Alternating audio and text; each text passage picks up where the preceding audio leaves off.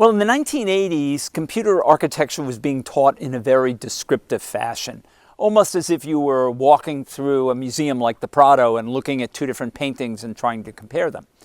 We weren't very happy with that approach. We wanted something that was based on important measures like performance and cost.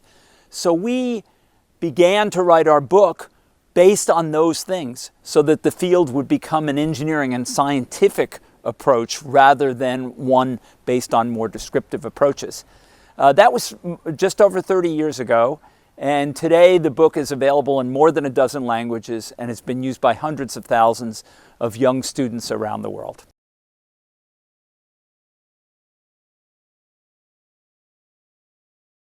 How efficiently can you make the computer run?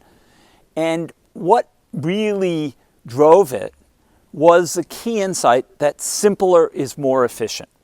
So think of an essay that you're reading. Suppose the essay uses really complex words and difficult sentence structures. It's hard to read fast. You have to go very slowly, very slow pace. Instead, imagine an essay that's written in really clean words, simple words, clean sentence structure. You can read it very fast. That's what RISC does. It uses instructions which are very simple and can be executed very fast.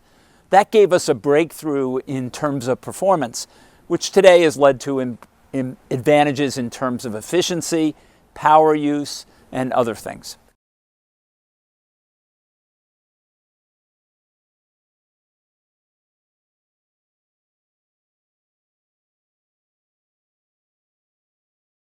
Well, the RISC ideas were counterintuitive.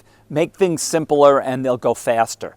So we had to really illustrate why that was true. And what happened in the industry was as we shifted to a wider variety of computing devices, smartphones being the most obvious example, but tablets being another example, that efficiency advantage that RISC had became more and more important because you cared about energy efficiency. How long would a battery last?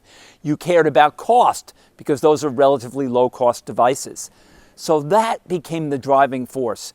As that occurred, RISC simply took over the space. And today, as you said, most computing devices rely on RISC technology.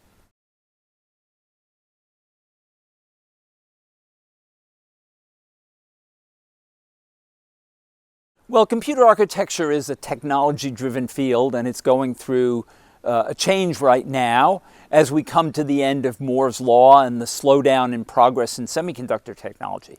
And that's forcing us to rethink how are we going to deliver the performance that we want in the next era. In particular, the demand for performance for artificial intelligence is growing by leaps and bounds. So we're going to rethink the way we design computers to design them to do those highly intensive tasks like machine learning very efficiently. And that's going to lead to lots of new innovation and excitement and opportunities for young people to make important contributions.